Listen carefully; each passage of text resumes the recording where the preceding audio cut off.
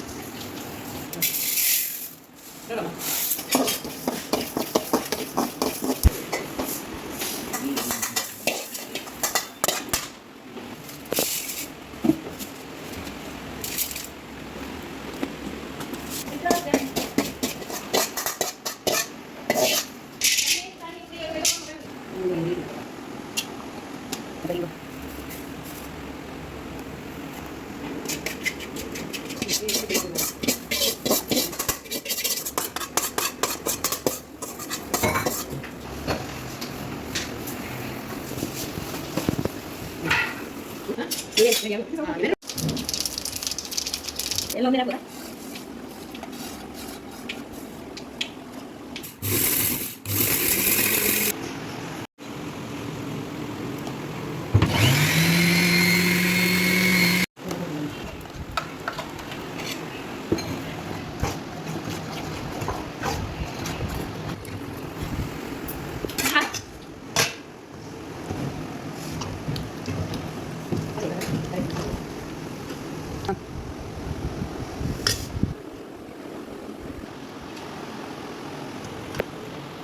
ಮತ್ತೆ ಫುಲ್ ಜನ